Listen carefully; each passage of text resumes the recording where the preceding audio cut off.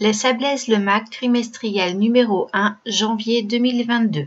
Catégorie Décoration.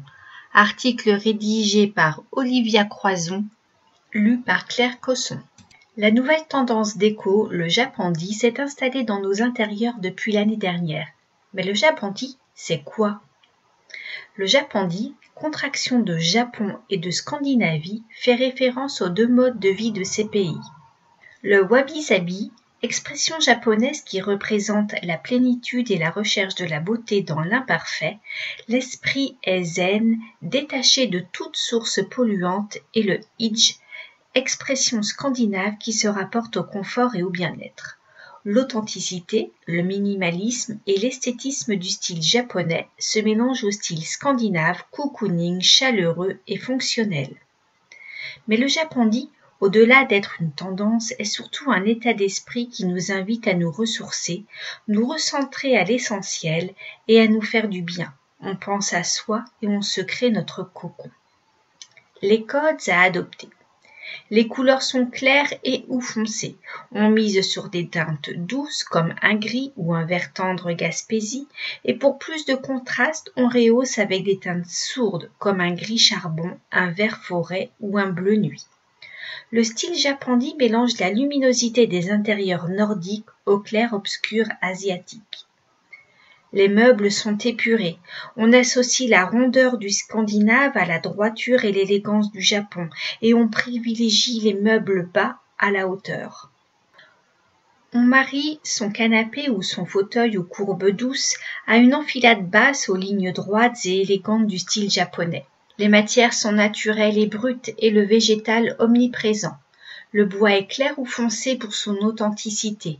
On ose les canages, osier, bambou, érotin et on se love dans le coton, le lin ou la laine.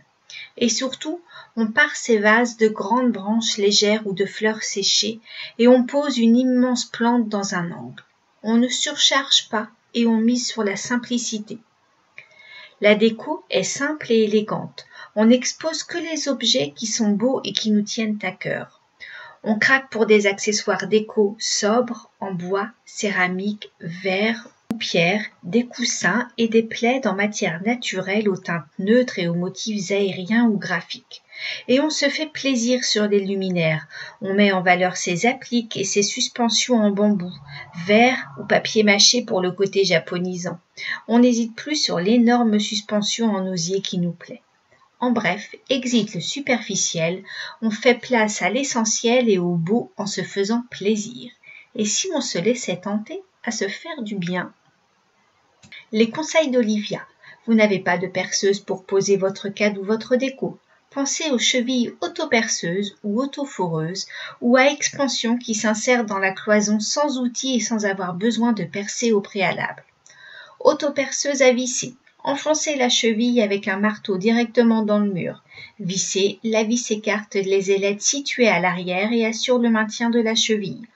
En métal jusqu'à 15 kg ou en nylon jusqu'à 3 kg.